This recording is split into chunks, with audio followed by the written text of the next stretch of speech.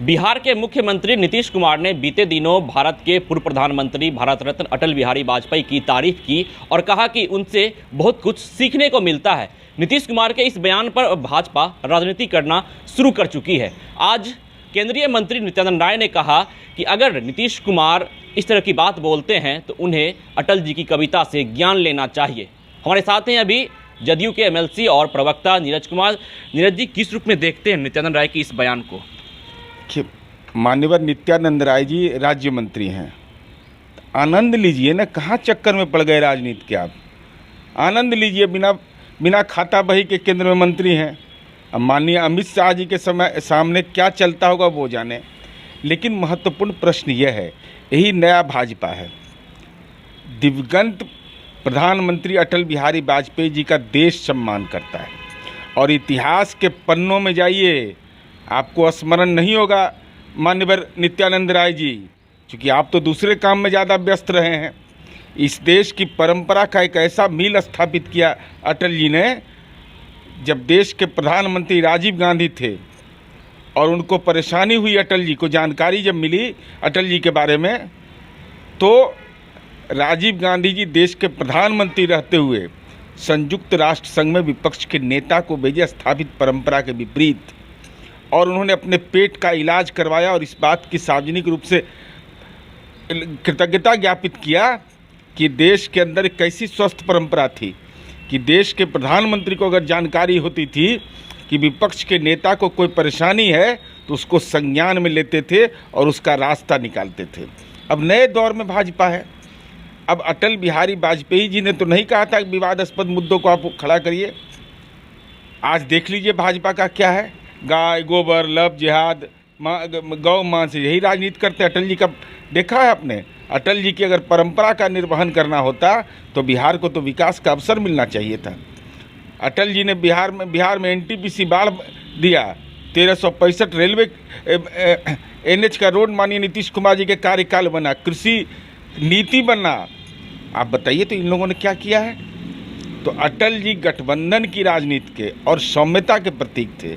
अब ऐसे सवाल पर भी भाजपा अगर राजनीति करती है तो भाजपा अपने पुरखों का सम्मान नहीं करती। कम से कम अभी आडवाणी जी और मुरली मनोहर जोशी जी जैसे नेता भाजपा के अंदर मौजूद हैं, कहाँ पर खड़े हैं वो?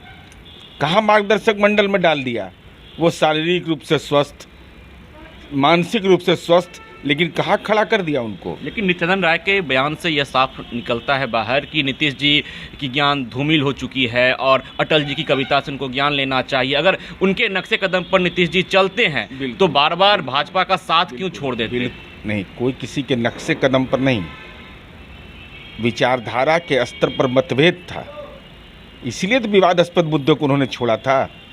तो समाजवादियों का जब साथ मिला तो नीतिगत मुद्दों पर मिला और उसका इम्प्लीमेंटेशन भी हुआ, कॉमन से प्रोग्राम बना था उसके आधार पर।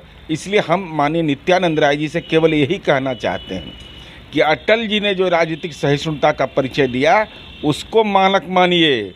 नए दौर में असहिष्णुता का अगर परिचायक बनिएगा तो ईर्ष्या द्वेष की बुनियाद पर। और नीतीश कुमार जी को तो बहुत सारे पुरस्कार से नवाजा गया, क्लाइमेट लीडर कहा यूनाइटेड नेशन ने अपने राउंड टेबल कॉन्फ्रेंस में, नसीब हुआ एक अवार्ड का यूनाइटेड नेशन ने कोविड में राउंड टेबल कॉन्फ्रेंस में दिया था, क्लाइमेट लीडर था, पैरवी से दिया था नीतीश कुमार जी को। नित्यानंद राय तो कह रहे हैं कि नीतीश जी का साथ भाजपा ने हमेशा दिया है, लेकिन नीतीश कुमार बार बार पलटी मार लेते हैं। नहीं, यह सवाल अगर वह पूछते हैं तो उनसे सवाल मेरा है कि 2017 में आपके घर पर दरखास्त लेके कोई गया था? अरे नीतीश कुमार को 2015 में जनादेश मिला, 2017 में भाजपा सत्ता में क्यों शामिल हो गई? ये गुनाह क्यों किया है? माफ़ी मांगे इसके लिए कि 17 में हम क्यों नीतीश कुमार जी के साथ गए? आप उन्माद फैलाने की राजनीति करिएगा, आप बिहार का हक नहीं दीजिएगा तो लोग बैठे रहेंगे। आप शराबबंदी जैसे महत्वपूर्ण अभियान में आपके केंद्र के मंत्री बोलते हैं कि इस पर पुनर्विचार होना चाहिए। क्या इसके लिए भाजपा के साथ जाया जाए? क्या इस बात के लिए भाजपा के साथ जाया जाए कि भगवान राम का मंदिर तो इनको अयोध्या में याद पड़ा, लेकिन सीता हमारी माँ जगत जननी सीता के मंदिर के लिए कोई प्रयास आपने नहीं किया? क्या इसके लिए भाजपा में जाया जाए, भाजपा के साथ रहा जाए? क्या इस बात के लिए भाजपा के साथ रहा जाए कि फर्जीवाड़ा पूर्णिया में किया जाए कि पूर्णिया में एयरपोर्ट खुल गया। क्या इस बात के लिए भाजपा के साथ रहना चाहिए था कि चुनाव के समय आदरणीय प्रधानमंत्री जी लगातार कह रहे थे कि बिहार को विशेष दर्जा मिल जाए, देंगे अगर हमको मौका मिलेगा, और जब सत्ता में आए तो आप विशेष दर्जा भी भूल गए। बहुत सारे सवालात। महागठबंधन पर भी उन्होंने सवाल खड़ा किया है, कहा कि महागठबंधन तुष्टीकरण की राजनीति करती है, राजद उन्माद फैलाती है। तुष्टीकरण की राजनीति किस मामले में? मैंने मंदिर का घेराबंदी करते हो तुष्टीकरण हो गया, मस्जिद कब्रिस्तान की घेराबंदी करते हो तुष्टीकरण हो गया, कब्रिस्तान की हम घेराबंदी करते हो तो तुष्टीकरण हो गया, हम सामान्य समुदाय के छात्रों को छात्रवृत्ति देते हैं तो तुष्टीकरण हो गया, आप पिछड़े और दलितों का जो स्कॉलरशिप था उसको आपने सीमित कर दिया, तो ये तुष्टीकरण नहीं है क्या? ये क्या है? ये अतुष्टीकरण है। सॉरी, दलितों और पिछड़े समुदाय के लोगों को का आपने कैप क्यों लगा दिया कि इतनी ज़्यादा संख्या में जो बच्चे अगर पढ़ेंगे तो हम संसाधन नहीं देंगे? तो आप समाज के किस तबके के लिए काम कर रहे हैं? अगर हिंदुओं के भी आप अलबमदार हैं तो हम आप ही से सवाल पूछ रहे हैं माननीय नित्यानंद राय जी, कि पिछड़े वर्ग और जो समाज के दलित समुदाय के बच्चे जो पढ़ रहे हैं, जिनको भारत सरकार के द्वारा स्कॉलरशिप दिया जाता है, उसकी संख्या सीमित क्यों किया? अगर संख्या सीमित किया तो ना आपने हिंदू के हैं ना मुसलमान के हैं। साथ थे नीरज कुमार, जदयू के एमएलसी हैं। इन्होंने साफ तौर पे कहा है कि अटल बिहारी वाजपेयी की विचारधारा से नीतीश कुमार ही नहीं पूरा देश प्रेरित है।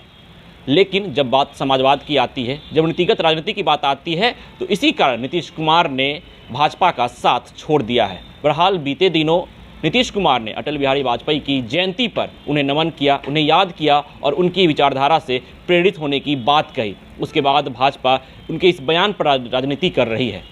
कल नित्यानंद राय ने कहा, आज भी नित्यानंद राय ने कहा कि नीतीश कुमार को अटल की काव्य पाठ का पाठ करना चाहिए और उनसे सीख लेनी चाहिए। विश्वजीत आनंद, फर्स्ट बिहार, पटना।